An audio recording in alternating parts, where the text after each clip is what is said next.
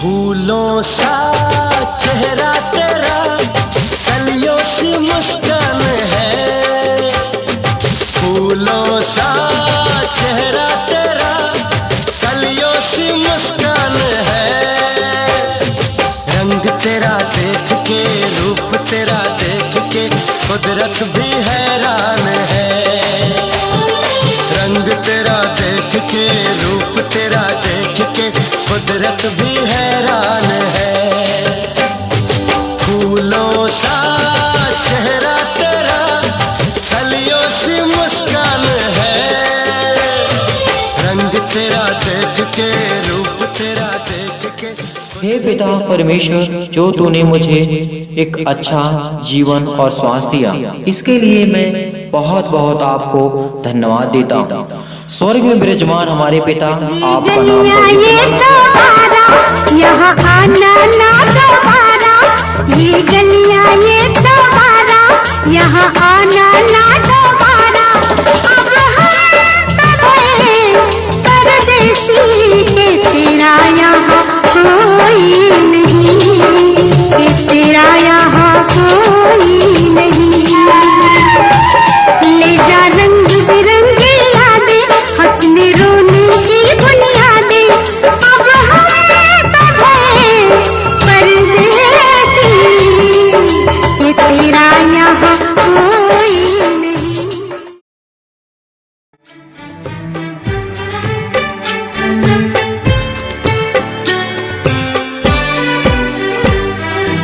दो अनजाने अजनबी चले बांधने बंधन, हाय रे दिल में है ये उलझन। मिलकर क्या बोले, क्या बोले, क्या बोले रे, मिलकर क्या बोले। नई उमंग नई खुशी, महक उठा है आंगन, हाय रे घर आए मन भावन। मिलकर क्या बोले, क्या बोले, क्या बोले।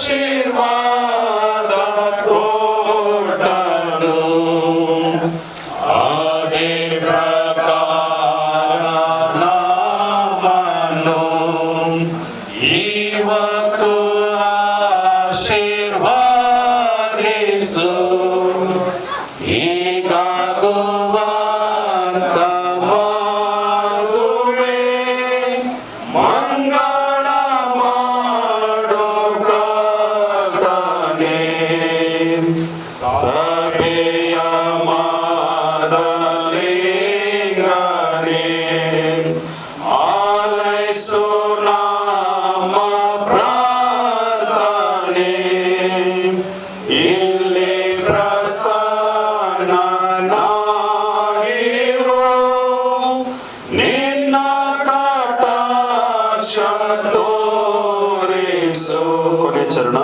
ಪ್ರಪಂಚ ಯುದ್ಧ ಮಾಡಲು ಇವರ ಬಲ ಪಡಿಸು, ಜೀವಂತ ಕಾಲ ಬರಲು ನಿನ್ನ ಬಳಿಯಲ್ಲಿ ಸೇರಿಸು. ದಯಮಾಡಿ ಕೊಡ್ರಿ, ಪ್ರಾರ್ಥನೆ ಮಾಡೋಣ.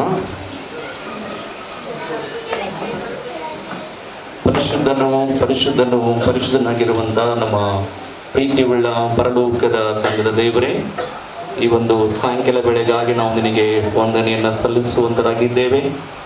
ಬೆಳಗಿಂದ ಇಲ್ಲಿವರೆಗೆ ಸ್ವಾಮಿ ನಮ್ಮನ್ನು ಕಾಪಾಡಿ ನಮಗೆ ಬೇಕಾದಂಥ ಎಲ್ಲ ರೀತಿಯ ಸಹಾಯವನ್ನು ಮಾಡಿಕೊಂಡು ಬಂದಿದೆಯಾ, ಅದಕ್ಕಾಗಿ ನಾವು ನಿನಗೆ ವಂದನೆಯನ್ನು ಸಲ್ಲಿಸುವಂತರಾಗಿದ್ದೇವೆ.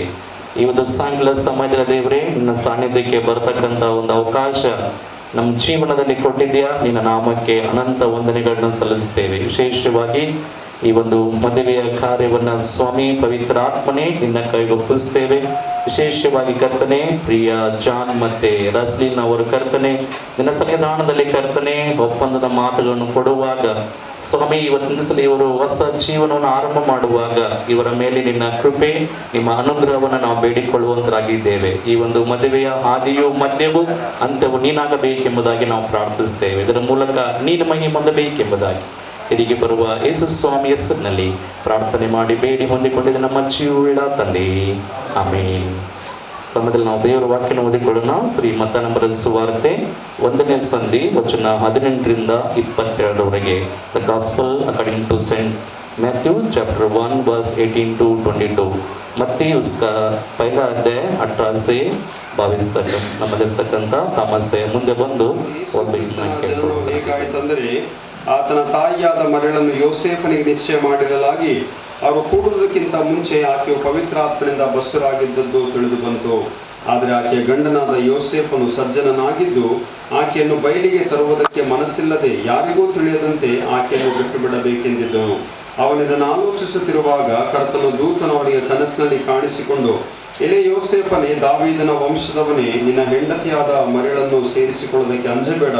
ಆಕೆಯ ಗರ್ಭವು ಪವಿತ್ರಾತ್ಮದಿಂದಲೇ ಆದದ್ದು. ಆಕೆಯು ಒಬ್ಬ ಮಗನನ್ನು ಪಡೆಯುವಳು. ನೀನು ಆತನಿಗೆ ಯೇಸು ಎಂದು ಹೆಸರಿಡಬೇಕು, ಯಾಕಂದರೆ ಆತನೇ ತನ್ನ ಜನರನ್ನು ಅವರ ಪಾಪಗಳಿಂದ ಬಿಡಿಸಿ ಕಾಯುವನು ಅಂದನು. ಕರ್ತನು ಪ್ರವಾದಿಯ ಮುಖಾಂತರ ಹೇಳಿದ ಮಾತು ನೆರವೇರುವಂತೆ ಇದೆಲ್ಲ ನಡೆಯಿತು. ಆ ಮಾತು ಏನೆಂದರೆ, ಇಗೋ, ಒಬ್ಬ ಕನ್ಯಕೆಯು ಗರ್ಭಿಣಿಯಾಗಿ ಮಗನನ್ನು ಪಡೆಯುವಳು, ಆತನಿಗೆ ಇಮಾನ್ವೇಲ್ ಎಂದು ಹೆಸರಿಡುವರು ಎಂಬುದು ದೇವರು ನಮ್ಮ ಕೂಡ ಇದ್ದಾನೆಂದು ಈ ಹೆಸರಿನ ಅರ್ಥ. ಈ ಸಮಯದಲ್ಲಿ ನಾವು ದೇವರ ವಾಕ್ಯವನ್ನು ಕೇಳೋಣ. ನಮ್ಮಲ್ಲಿ ಸ್ಟಾರ್ಟಿಂಗ್ನಲ್ಲಿ ಆ ರೀತಿಯಲ್ಲಿ ಹೇಳಬೇಕಾಯ್ತು ಅವ್ರಿಗೆ, ಯಾಕಂದರೆ ಎಂಗೇಜ್ಮೆಂಟ್ ಎಲ್ಲ ನೋಡಿದರೆ ಅವ್ರು ಯಾವ ರೀತಿಯಲ್ಲಿ ವರ್ತನೆ ಮಾಡ್ತಾ ಇದ್ದಾರೆ ಅನ್ನೋದಾಗಿ. ಅದರಿಂದ ದಯಮಾಡಿ ಅದಕ್ಕೆ ಕ್ಷಮಿಸಿರಿ. ಆದರೆ ಹೇಗೆ ಇದ್ದಾಗಲೂ ಮುಂದಿನ ನಾವು ಮದುವೆಯಲ್ಲಿ ಪ್ರವೇಶಿಸಿದ್ದೇವೆ. ದೇವರು ಈ ಮದುವೆ ಕಾರ್ಯವನ್ನು ಆಶೀರ್ವದಿಸಲಿ. ಯಾವುದೇ ಕಾರ್ಯಗಳು ನಾವು ದೇವರ ವಚನಗಳಿಂದ ಅದನ್ನು ಅಸ್ಥಿವಾರವಾಗಿ ಮಾಡಿಕೊಂಡು ನಾವು ಮುಂದೆವರಿಯುವಂಥವರಾಗಿದ್ದೇವೆ. ಅದರಿಂದ ದೇವರು ತನ್ನ ಕೃಪೆಯನ್ನು ಈ ವಚನದಲ್ಲಿ ನೀಡಲಿ ಎಂಬುದಾಗಿ ಪ್ರಾರ್ಥನೆ ಮಾಡೋಣ. ಪ್ರೀತಿ ಸ್ವರೂಪನಾದ ತಂದೆಯಾದಂಥ ದೇವರೇ ಸ್ವಾಮಿ, ಕೃಪಾಭರಿತನಾಗಿ ನಿನ್ನ ಕೃಪೆಯಲ್ಲಿ ನಮ್ಮೆಲ್ಲರನ್ನೂ ಇದುವರೆಗೆ ನಡೆಸ್ಕೊಂಡು ಬಂದಿದೆಯಪ್ಪ ಸ್ವಾಮಿ. ಅದಕ್ಕಾಗಿ ನಿನಗೆ ಸ್ತೋತ್ರ. ಮುಂದಿನ ದಿವಸಗಳನ್ನು, ಮುಂದಿನ ಸಮಯವನ್ನು ಹಸ್ತಗೊಪ್ಪಿಸ್ಕೊಳ್ತಾ ಇದ್ದೇವೆ. ಡಿಸೆಂಬರ್ ತಿಂಗಳಿನಲ್ಲಿ ನಾವು ಪ್ರವೇಶಿಸಿದ್ದೇವಪ್ಪ ಸ್ವಾಮಿ. ಈ ಒಂದು ತಿಂಗಳು ನಮ್ಮೆಲ್ಲರಿಗೆ ಬಹಳ ಸಂತೋಷವೂ ಉಲ್ಲಾಸವನ್ನು ಉಂಟು ಮಾಡುವಂಥ ಒಂದು ತಿಂಗಳವಾಗಿದೆ. ಆದ್ದರಿಂದ ನಿನ್ನ ಹುಟ್ಟಿದ ಸುಸಂದೇಶವು ಇನ್ನು ನಾವು ಮನೆಗಳಲ್ಲಿ ಸಾರುತ್ತಾ ಇದ್ದೇವೆ. ಕರ್ತನೇ, ದಿವಸ ಈ ಒಂದು ತಿಂಗಳಿನಲ್ಲಿ ಈ ಪ್ರಿಯರು ಮದುವೆಯನ್ನು ಹೊಂದಲಿಕ್ಕಿರುವಾಗ ನಿನ್ನ ವಿಶೇಷವಾದಂಥ ಪ್ರಸನ್ನತೆಯಿಂದ ಅವರನ್ನು ತುಂಬಿಸಿ ನಡೆಸಬೇಕೆಂಬುದಾಗಿ ಯೇಸುವೆ ನಿನ್ನ ಒಂದೇ ನಾಮದಲ್ಲಿ ಬೇಡಿಕೊಳ್ಳುತ್ತೇವೆ ಸ್ವಾಮಿ, ಆಮೇಲೆ. ಮೊಟ್ಟ ಮೊದಲನೇದಾಗಿ ನಾವು ದೇವರಿಗೆ ಸ್ತೋತ್ರವನ್ನು ಹೇಳುತ್ತಾ, ಮತ್ತು ನನ್ನ ಪರವಾಗಿ ಇಲ್ಲಿ ಕೂತಿರ್ತಕ್ಕಂಥ ಎಲ್ಲ ಅಯ್ಯನವರ ಪರವಾಗಿ ಮಿಸ್ಟರ್ ಜಾನ್ ಹೇಳಬೇಕಾ, ಯೋಹಾನ್ ಹೇಳಬೇಕು ಗೊತ್ತಿಲ್ಲ. क्या बोलना है आपको? ಜಾನ್. Okay, mister John. ಮತ್ತು ಅದೇ ರೀತಿಯಲ್ಲಿ ಮಿಸ್ ರೇಶ್ಲಿನ್ ಇವರಿಗೆ ನಮ್ಮೆಲ್ಲರ ಕಡೆಯಿಂದ ಅವರಿಗೆ ಅಭಿನಂದಿಸುವಂಥವರಾಗಿದ್ದೇವೆ. ಮತ್ತು ಈ ಒಂದು ಆಸ್ವಾದವನ್ನು ಕೊಟ್ಟಿರ್ತಕ್ಕಂಥ ರೆವರೆಂಡ್ ಡೇವಿಡ್ ಮಾಲ್ಗಿಮನೆಯನವರಿಗೆ ತುಂಬ ವಂದಿಸುತ್ತೇವೆ. ಕನ್ನಡದಲ್ಲಿ ಅವರೆಲ್ಲ ಹೇಳ್ತಾರೆ, ಅವಾಗ ನಮ್ಗೆ ಅರ್ಥ ಆಗಂಗಿಲ್ಲ. ಆದರೆ ಭಾಳ ಚೆನ್ನಾಗಿ ಸ್ಪಷ್ಟವಾಗಿ ಉತ್ತರ ಮುಂಬೈ ಜಿಲ್ಲೆಯ ಮೇಲ್ವಿಚಾರಕರೆಂಬುದಾಗಿ. ಆದ್ದರಿಂದ ದೇವರಿಗೆ ವಂದಿಸ್ತೇನೆ. ಅಯ್ಯ, ಥ್ಯಾಂಕ್ ಯು. ಅದೇ ರೀತಿಯಲ್ಲಿ ರೆವರೆಂಡ್ ಥಾಮಸ್ ಸ್ಯಾಮ್ಯುಯಲ್ ಅಯ್ಯ ನಮ್ಮ ಮಧ್ಯದಲ್ಲಿದ್ದಾರೆ, ಅವರಿಗೆ ಸಹ ನಾವು ವಂದಿಸುವಂಥವರಾಗಿದ್ದೇವೆ. So thank you. God bless you. God bless us all. ದೇವರು ಯಾವಾಗಲೂ ತನ್ನ ಉದ್ದೇಶಗಳನ್ನು, ತನ್ನ ಯೋಜನೆಗಳನ್ನು ಪೂರೈಸುವುದಕ್ಕಾಗಿ ಕುಟುಂಬಗಳನ್ನು ಆತನು ಆರಿಸಿಕೊಳ್ಳುತ್ತಾನೆ. God always uses the family to fulfil his plans and purposes. ಎಲ್ಲಿ ನಾವು ನೋಡುತ್ತೇವೆ ಎಂಬುದಾಗಿ ಕೇಳುವಾಗ, ಬೈಬಲ್ನಲ್ಲಿ ಆದಿಕಾಂಡದಿಂದ ಹಿಡ್ಕೊಂಡು ಪ್ರಕಟಣೆಯವರೆಗೆ ನೀವೆಲ್ಲ ಪುಸ್ತಕಗಳಲ್ಲಿ ನೋಡುವಾಗ ದೇವರ ಕುಟುಂಬಗಳ ಮೂಲಕವಾಗಿಯೇ ತನ್ನ ಎಲ್ಲ ಯೋಜನೆಗಳನ್ನು ಪೂರೈಸಿದ್ದಾನೆ. ಮೊದಲನೇ ಯೋಜನೆ ಯಾವುದಂತ ಹೇಳಿದರೆ, ಇಡೀ ಜಗತ್ತಿನಲ್ಲಿ ಮಾನವನನ್ನು ಉಂಟು ಮಾಡಬೇಕೆಂಬುದಾಗಿ ಹೇಳುವಾಗ ಆದಮ್ ಮತ್ತು ಹವ್ವಳನ್ನು ಉಂಟು ಮಾಡಿದನು। आदम को और हवा को परमेश्वर ने जो है बनाया और उसके द्वारा पूरी वंशज और बढ़ते गई पूरी दुनिया में। आज हम लोग इतने सारे लोग हैं करके देखते हैं। और उसके बाद अगर आगे देखेंगे, परमेश्वर ने नोहा और उनके परिवार को चुना ताकि जो कुछ पृथ्वी के ऊपर जो कुछ भी विकेटनेस यानी कि अधर्म की बातें बढ़ी थी, उनके द्वारा परमेश्वर ने अपनी योजनाओं को पूरी किया करके देखते हैं। और आगे बढ़ेंगे तो देखते हैं कि अब्राहम और सारा को परमेश्वर ने चुना और ये परिवार को इस तरह से चुना कि वे पूरे राष्ट्रों के पिता या माता कहलाने लगे। So God always wanted the families, हमेशा परमेश्वर को जो है परिवार चाहिए, परिवार के द्वारा अपनी योजनाओं को पूरी किया है। इजराइलाइट्स के बारे में अगर हम सुनते हैं, इजराइलों के बारे में देखते हैं, इजराइलों की इतनी सारी संतति बढ़ी लेकिन उनका 12 कुल 12 ट्राइब्स कहाँ से निकला? याकूब और रेचल और लेहा, इनके द्वारा जो है ये 12 ट्राइब्स को निकला। और उसके पीछे अगर हम देखेंगे फिर परमेश्वर ने दाऊद और उनके पत्नी और उनके परिवार के द्वारा एक बड़ी संतति को उन्होंने उत्पन्न किया करके। So overall I can say God always uses the families to fulfill His plans and purpose. So today, आज के दिन में जो है मिस्टर जॉन और मिस रेशलिन, ये दोनों एक परिवार के रूप में जब बनते हैं, मैं ये विश्वास करता हूँ कि परमेश्वर अपनी एक योजना को, एक प्लान को फुलफिल करने वाला है। नए नियम में जैसे आते हैं, क्रिसमस का टाइम है, हम सभी लोग जानते हैं, मत्ती 1:18 से 22 वचन कई लोगों को ये बायहाट होता होगा। ये क्या है? यीशु मसीह के जन्म के बारे में यहाँ पर लिखा गया है, यूसुफ की कहानी के बारे में। तो परमेश्वर ने बड़ी उद्धार की योजनाओं को, एक प्लान ऑफ साल्वेशन को फुलफिल करने के लिए एक कपल को चुना, एक फैमिली को चुना, और वो कौन था? यूसुफ और मरियम। God chose Joseph and Mary to fulfill the plan of salvation. The plan of creation के द्वारा आदम और हवा की उत्पत्ति के द्वारा हुआ, लेकिन इसके बाद जब पाप आने के बाद इसको पूरी तरह से सृष्टि में एक रिडेम्पशन, एक मुक्ति, एक उद्धार लाने के लिए परमेश्वर ने किनको चुना? यूसुफ और मरियम को चुना करके देखते हैं, जिनके द्वारा प्रभु यीशु मसीह इस धरती के ऊपर जन्म ली। लेकिन अगर हम ये देखेंगे इसके पीछे बैकग्राउंड में, why God chose only Joseph and Mary? क्यों परमेश्वर ने जो है केवल यूसुफ और मरियम को ही क्यों चुना? कुछ तो कुछ विशेषताएं होगी, कुछ तो कुछ बात होगी उनके अंदर। अगर हम बाइबल में वचन में देखते हैं तो स्पष्ट रूप से उनका कैरेक्टर लिखा नहीं गया है, लेकिन एक एक वचन के अंदर, एक एक शब्दों के अंदर कई गहराइयों को वहाँ पर दिया गया है। यूसुफ के बारे में जब हम पढ़ते हैं, वचन ये कहता है, ಏಸೇಫನು ಸಜ್ಜನನಾಗಿದ್ದನೆಂಬುದಾಗಿ, ಕನ್ನಡ ಭಾಷೆಯಲ್ಲಿ ಸಜ್ಜನನಾಗಿದ್ದನು। इंग्लिश में जो है he was just and righteous man, आतनो सज्जननागिदनु। Hindi में वह एक धर्मी व्यक्ति था कर कहते हैं।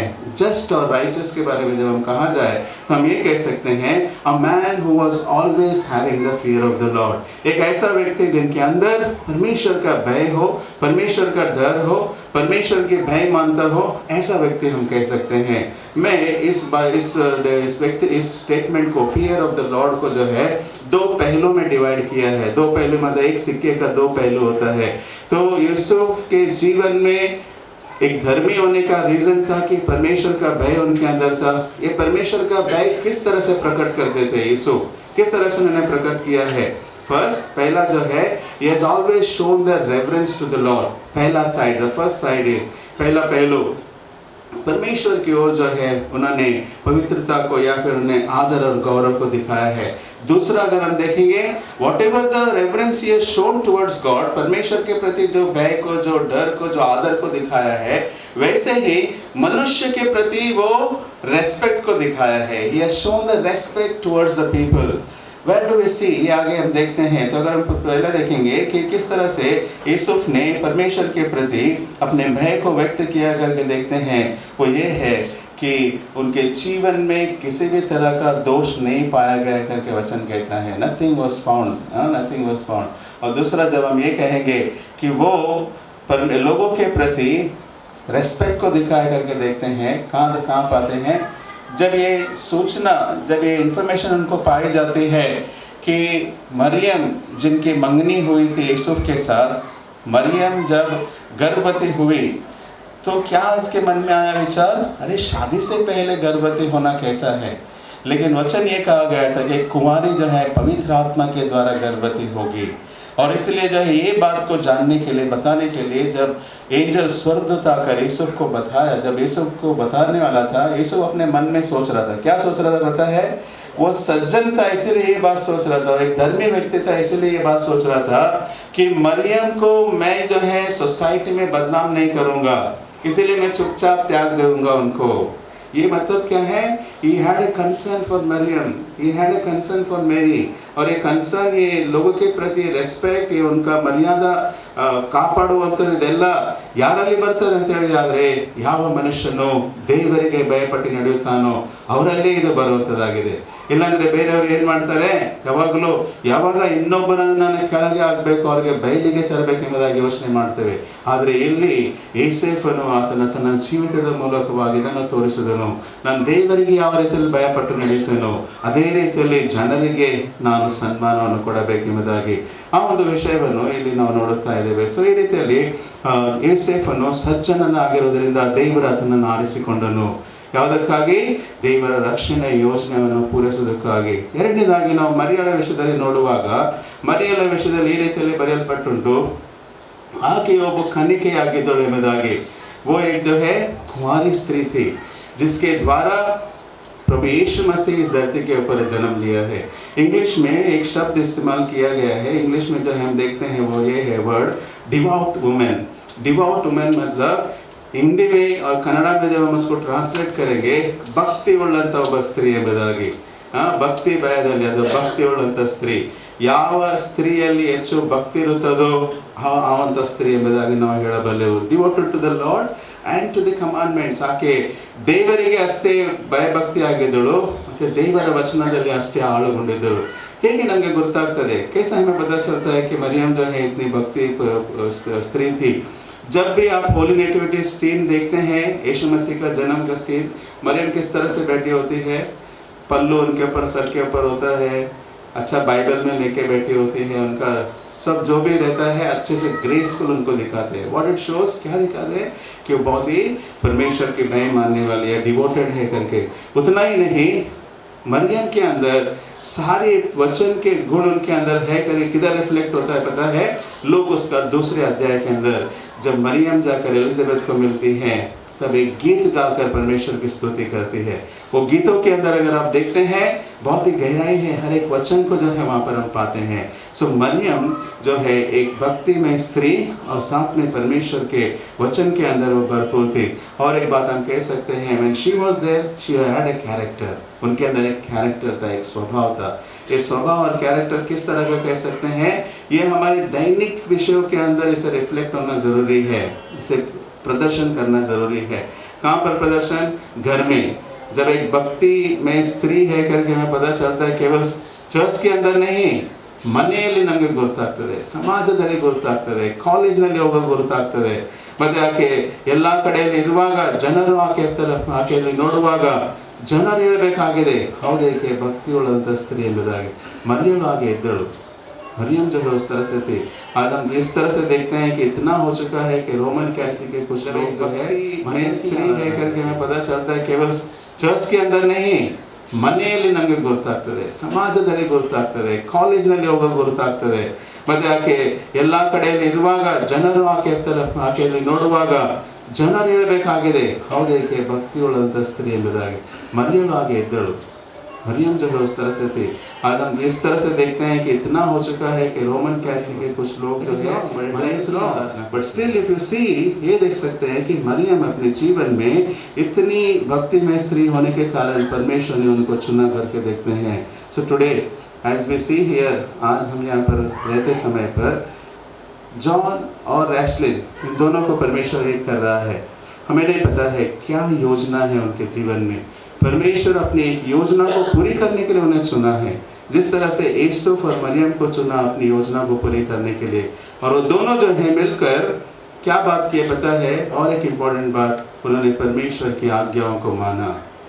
बोथ ऑफ देम, मरियम और यूसुफ.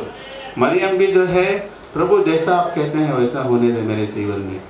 यूसुफ ने कहा ठीक है यीशु, आप ठीक है परमेश्वर, आपने कहा मैं उसी तरह से करूँगा. और उसने मरियम को अपना लिया. और उसके बाद हम देखते हैं कि यीशु मसीह पैदा होने के तक उनको जो है साथ में रहकर हर तरह से उन्होंने योगदान किया करके देखते हैं। सो गॉड यूजेस द फैमिली। परमेश्वर हमेशा परिवारों को इस्तेमाल करता है अपनी योजना को पूरी करने के लिए। आज हम यही प्रार्थना करेंगे कि जॉन और रैशलिन को परमेश्वर चुने हैं एक फैमिली के रूप में। परमेश्वर परमेश्वर आपको आशीष दे एक परिवार के रूप में। और ख़ास तौर से जो है जिस तरह से यूसुफ के जीवन में परमेश्वर का भय था वो आपके जीवन में हो।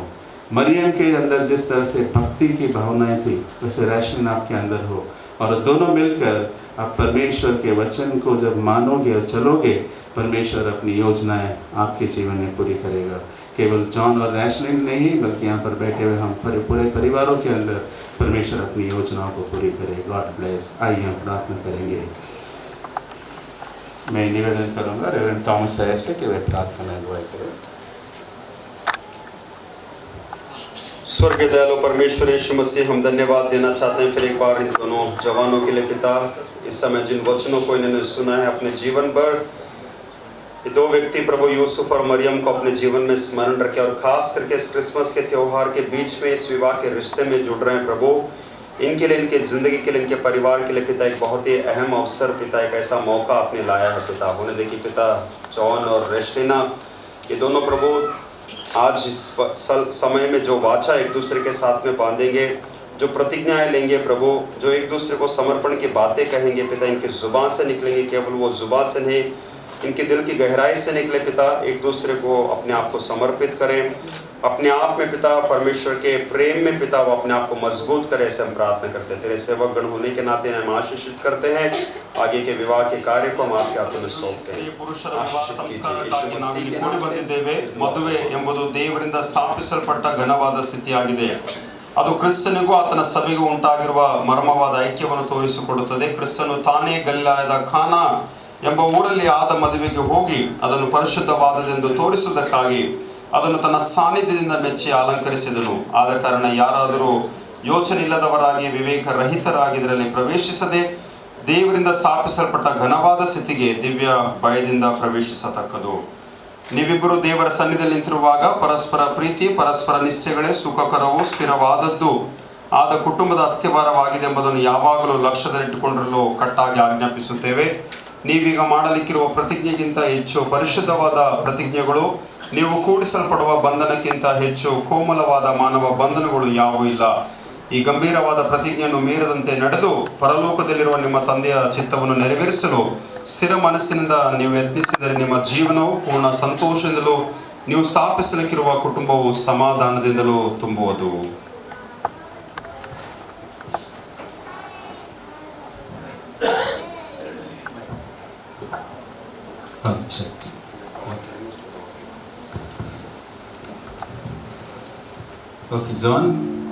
ಜಾನ್ ಎಂಬ ನೀನು ಈ ಸ್ತ್ರೀಯನ್ನು ನಿನ್ನ ವಿವಾಹದ ಹೆಂಡತಿಯಾಗಿ ಅಂಗೀಕರಿಸಿ ವಿವಾಹದ ಪರಿಶುದ್ಧವಾದ ಸ್ಥಿತಿಯಲ್ಲಿ ಹೊಂದಿಕೊಂಡು ಬಾಳ್ವೆ ಮಾಡಲು ಒಪ್ಕೊಳ್ತೀಯೋ?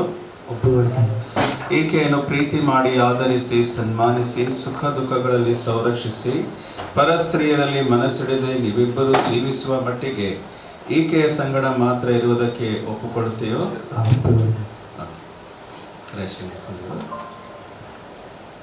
ರೆಶ್ಲಿನಾ ಎಂಬ ನೀನು ಈ ಪುರುಷನನ್ನು ನಿನ್ನ ವಿವಾಹದ ಗಂಡನನ್ನಾಗಿ ಅಂಗೀಕರಿಸಿ ವಿವಾಹದ ಪರಿಶುದ್ಧ ಸ್ಥಿತಿಯಲ್ಲಿ ಹೊಂದಿಕೊಂಡು ಬಾಳ್ವೆ ಮಾಡಲು ಒಪ್ಕೊಳ್ತೀಯೋ?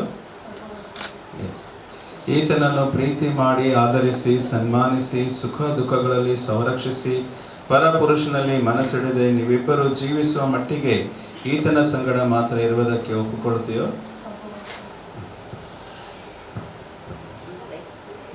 ಓಕೆ. ವಧುವಿನ ತಂದೆ ಜಾನ್ ಎಂಬ ನಾನು ಯಶನೆಂಬ ನಿನ್ನನ್ನು ದೇವರ ಪರಿಶುದ್ಧ ನೇಮದ ಪ್ರಕಾರ ನನ್ನ ಮದುವೆಯ ಹೆಂಡತಿಯಾಗಿ ಅಂಗೀಕರಿಸಿ ಇವತ್ತಿನಿಂದ ಯಾವಾಗಲೂ ಮೇಲು ಕೇಡುಗಳಲ್ಲಿಯೂ ಸುಖ ದುಃಖಗಳಲ್ಲಿಯೂ ಶ್ರೀಮಂತಿಕೆ ಬಡತನದಲ್ಲಿಯೂ ಮರಣವು ನಮ್ಮನ್ನು ಅಗಲಿಸುವ ಮಟ್ಟಿಗೆ ನಿನ್ನನ್ನು ಪ್ರೀತಿ ಮಾಡಿ ಆಧರಿಸಿಕೊಳ್ಳುತ್ತೇನೆಂದು ನಿನಗೆ ನಂಬಿಕೆಯ ಮಾತು ಕೊಡುತ್ತೇನೆ. ರಸ್ಲಿನ್ ಎಂಬ ನಾನು,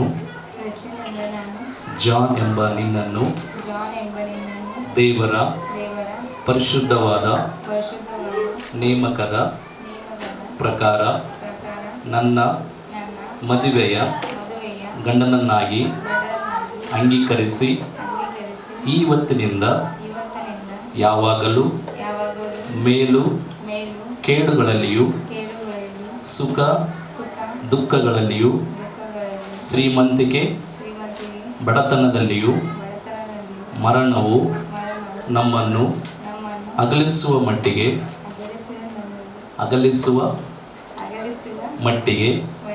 ನಿನ್ನನ್ನು ಪ್ರೀತಿ ಮಾಡಿ ಆಧರಿಸುತ್ತೇನೆಂದು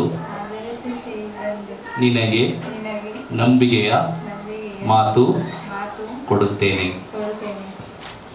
ದೇವರೇ, ಈ ಒಂದು ಸಮಯಕ್ಕಾಗಿ ಮತ್ತೊಂದು ಆವರ್ತಿ ನಿನ್ನ ನಾಮಕ್ಕೆ ನಾವು ಅನಂತ ವಂದನೆಗಳನ್ನು ಸಲ್ಲಿಸುತ್ತೇವೆ. ವಿಶೇಷವಾಗಿ ರಕ್ಷಕನೇ, ಪ್ರಿಯ ಜಾನ್ ಮತ್ತು ರಸ್ಲಿನ ಜೀವಿತಕ್ಕಾಗಿ ನಿನಗೆ ಸ್ತೋತ್ರ. ದೇವರೇ, ಇವತ್ತು ನಿನ್ನ ಸನ್ನಿಧಾನದಲ್ಲಿ ಅವರು ಈ ಒಂದು ಕರ್ತನಿನ ಸನ್ನಿಧಾನ ಒಡಂಬಡಿಕೆಯನ್ನು ಮಾಡಿಕೊಂಡಿರುವಾಗ ಸ್ವಾಮಿ ಇದನ್ನು ಗುರುತಾಗಿ ಅವರು ಹಾಕಿಸಿಕೊಳ್ಳುವಾಗ ದೇವರೇ, ನಿನ್ನ ಕೃಪೆ ನಿಮ್ಮ ಅನುಗ್ರಹ ಉಂಟಾಗಬೇಕೆಂಬುದಾಗಿ ನಾವು ಪ್ರಾರ್ಥಿಸ್ತೇವೆ. ಈ ಮಕ್ಕಳು ಸ್ವಾಮಿ ನಿನಗೆ ವಿಧೇಯರಾದ ಯೇಸು ಸ್ವಾಮಿ ಹೆಸರಲ್ಲಿ ಬಿಡಿದ್ದೇವೆ ತಂದೆ, ಆಮೀನ್. ತಾಳಿಯು ನಮ್ಮ ಕರ್ತನಾದ ಯೇಸು ಕ್ರಿಸ್ತನ ಮೂಲಕ ಈ ವಧುವರನ್ನು ಪರಿಶುದ್ಧ ವಿವಾಹದಲ್ಲಿ ಅದರ ಮುಂದೆ ಒಂದುಗೂಡಿಸುವ ಸುವ್ಯಕ್ತ ಗುರುತು, ಅಂತರದಲ್ಲಿ ಹುಟ್ಟುವ ದೈವಾಂತರವನ್ನು ಬಹಿರಂಗಪಡಿಸುವ ಒಕ್ಕಟ್ಟಿನ ಚಿಹ್ನೆಯೂ ಆಗಿದೆ.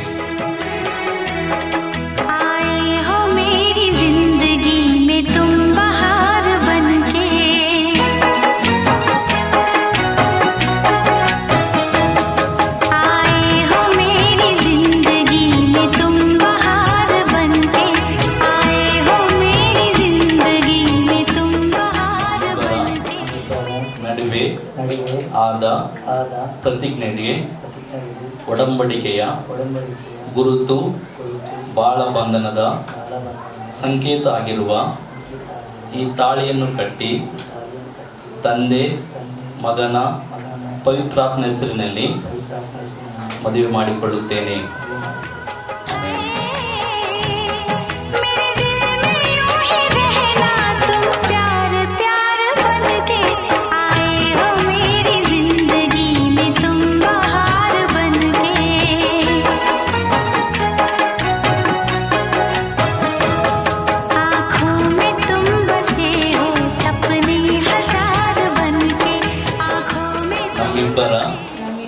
ನಡುವೆ ಆದ ಪ್ರತಿಜ್ಞೆಗೆ ಒಡಂಬಡಿಕೆ ಗುರುತು ಬಾಳ ಬಂಧನದ ಸಂಕೇತವು ಆಗಿರುವ ಈ ಚೈನನ್ನು ಹಾಕಿ ತಂದೆ ಮಗನ ಪವಿತ್ರಾತ್ಮ ಹೆಸರಿನಲ್ಲಿ ಮದುವೆ ಮಾಡಿಕೊಳ್ಳುತ್ತೇನೆ. ಭೂಮಿ ಆಕಾಶ ಗಗನಮಂಡಲವನ್ನು ಸೃಷ್ಟಿ ಮಾಡಿದಂಥ ಪರಲೋಕದ ತಂದೆಯಾದ ದೇವರೇ, ಇಲ್ಲಿವರೆಗೆ ಕರ್ತನೆ ನಿಮ್ಮ ಪ್ರೀತಿಯ ಮುದ್ದಾದ ಮಕ್ಕಳು ಒಬ್ಬಂಟಿಗರಾಗಿರಬೇಕಾದಾಗ ಇವತ್ತಿನಿಂದ ಕರ್ತನೆ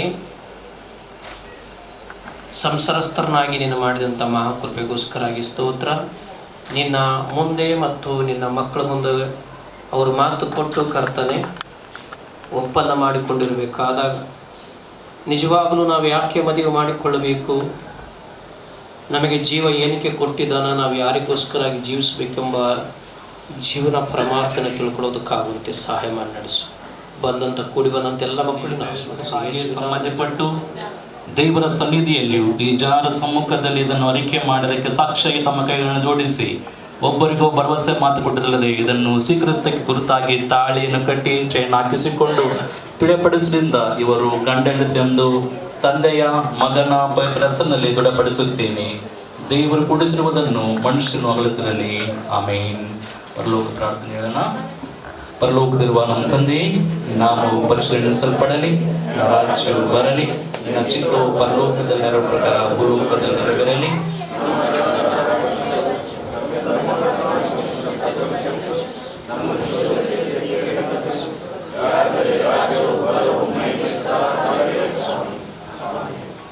ತಂದೆ ಪವಿತ್ರಾತ್ಮನಾಗಿರುವ ದೇವರು ನಿಮ್ಮನ್ನು ಆಶೀರ್ವದಿಸಿ ಕಾಪಾಡಿ ಸಂರಕ್ಷಿಸುತ್ತಾ ಬರಲಿ. ಕರ್ತನು ಕರುಣಾ ಕಟಾಕ್ಷದಿಂದ ನಿಮ್ಮನ್ನು ಕಾಯಲಿ. ನೀವೇ ಜೀವನದಲ್ಲಿ ಸಂಗಡಿಗರಾಗಿ ಬದುಕಿ ಮುಂದಿನ ಲೋಕದಲ್ಲಿ ನಿತ್ಯ ಜೀವವನ್ನು ನಡೆಯುವಂತೆ ಆತನು ನಿಮ್ಮ ಮೇಲೆ ಸಕಲ ದಿವ್ಯ ವರಗಳನ್ನು ಸುರಿಸಲಿ.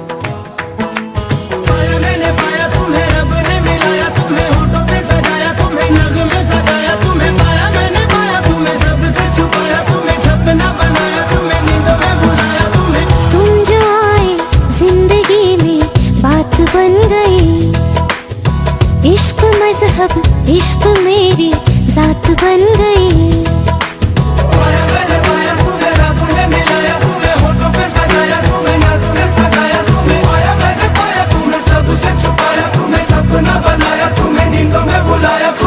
तुम जो आए जिंदगी में बात बन गई. सपने तेरी चाहतों के, सपने तेरी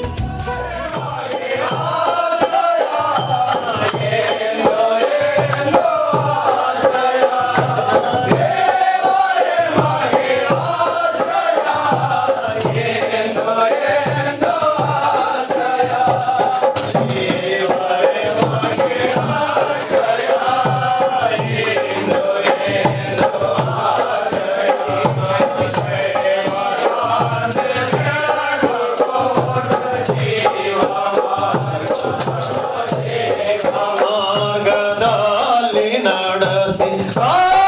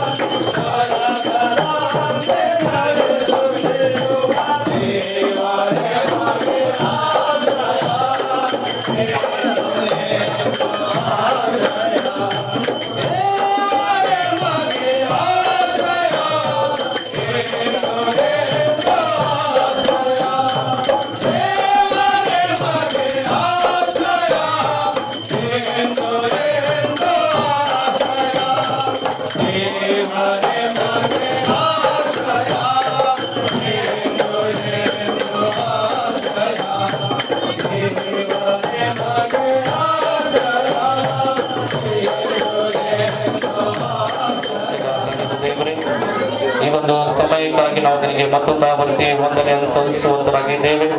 ವಿಶೇಷವಾಗಿ ರಕ್ಷಕನೇ, ಪ್ರಿಯ ಜಾನ್ ಮತ್ತೆ ರಸ್ಲಿನ್ ಅವರ ಈ ಒಂದು ಮದುವೆ ಕಾರ್ಯವನ್ನ ಉತ್ತಮ ನಡೆಸಿಕೊಂಡಿದೆಯಾ. ನಿನ್ನ ನಾಮಕ್ಕೆ ನಾವು ಅನಂತ ವಂದನೆಗಳನ್ನು ಸಲ್ಲಿಸುತ್ತೇವೆ. ತಂದೆ, ನಿನ್ನ ಸನ್ನಿಧಾನದಲ್ಲಿ ಮಕ್ಕಳು ನಂಬಿಕೆಯ ಮಾತುಗಳನ್ನು, ಒಡಂಬಡಿಕೆಯ ಮಾತುಗಳನ್ನು ಕೊಟ್ಟಿರುವಾಗ ಇಂದಿನಿಂದ ಕರ್ತನೆ ಈ ಮಕ್ಕಳು ನಿನಗೆ ಸಾಕ್ಷಿಯ ಮಕ್ಕಳಾಗಿ ಸಭೆಗೆ, ಕುಟುಂಬಕ್ಕೆ, ಸಮಾಜಕ್ಕೆ ಕರ್ತನೆ ಮಕ್ಕಳು ಆದರ್ಶ ದಂಪತಿಗಳಾಗಿ ಜೀವಿಸುವಂತೆ ದೇವ ನಿನ್ನ ಸಹಾಯವನ್ನು ಮಾಡು ಕರ್ತನೆ. ಮತ್ತೊಂದು ಆವೃತ್ತಿ ನವ ದಂಪತಿಗಳ ಮೇಲೆ ನಿನ್ನ ಕೃಪೆ ಉಂಟಾಗಬೇಕೆಂಬುದಾಗಿ ನಾವು ಪ್ರಾರ್ಥಿಸ್ತೇವೆ. ಎರಡು ಕುಟುಂಬಗಳನ್ನ ಸ್ವಾಮಿ ನಾವು ಜ್ಞಾಪಕ ಮಾಡಿಕೊಳ್ಳುತ್ತೇವೆ. ಅವ್ರನ್ನ ಕೂಡ ದೇವ ನಿನ್ನ ಆಶೀರ್ವಾದ ಮಾಡು. ಮತ್ತೆ ನಾವು ಕರ್ತನೆ ವಿಶೇಷನ ಕಾರ್ಯಕ್ಕೆ ಹೋಗುತ್ತಿರುವಾಗ ನಮ್ಮ ಸಹ ನೀಡಬೇಕೆಂಬುದಾಗಿ ನಾವು ಪ್ರಾರ್ಥಿಸ್ತೇವೆ. ಎಲ್ಲ ಘನಮಾನ ಮಹಿಮೆನಿಗೊಬ್ಬನಿಗೆ ಸಲ್ಲಿಸುತ್ತಾ ಯೇಸು ಸ್ವಾಮಿ ಹೆಸರಿನಲ್ಲಿ ಪ್ರಾರ್ಥನೆ ಮಾಡಿ ಬೇಡಿ ಹೊಂದಿಕೊಂಡಿದ್ದ ನಮ್ಮ ತಂದೆ, ಆಮೆನ್.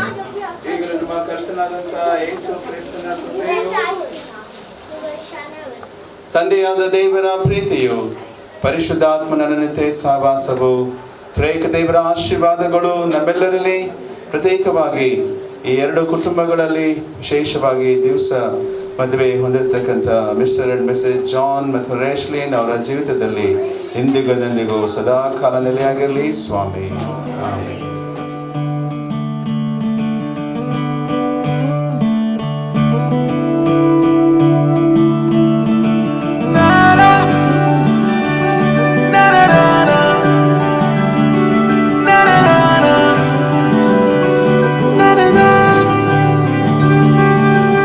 नज़्म नज़्म सा मेरे होठों पे ठहर जा, मैं ख्वाब ख्वाब सा तेरी आंखों में जागूं रे। तू इश्क इश्क सा मेरे रूह में आके बस जा, जिस ओर तेरी शहनाई उस ओर में भागूं रे।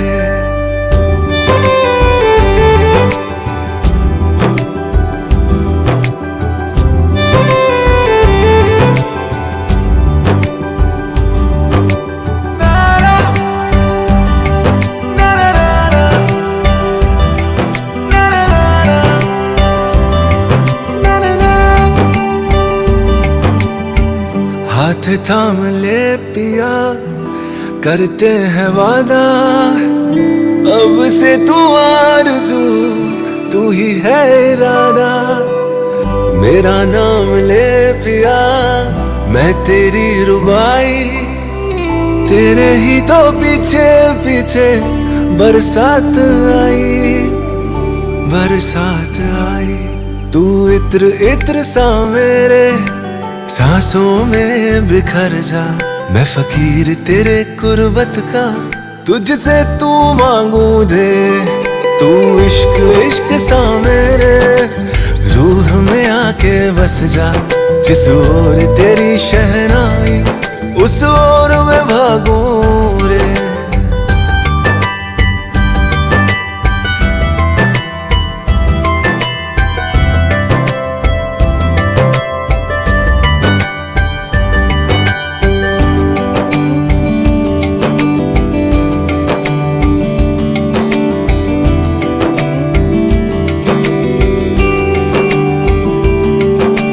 दिल के लिफाफे में तेरा खत है जानिया, तेरा खत है जानिया। ना चीज ने कैसे पाली किस्मत ये जानिया वे। हो मेरे दिल के लिफाफे में तेरा खत है जानिया, तेरा खत है जानिया। ना चीज ने कैसे पाली जन्नत ये जानिया वे।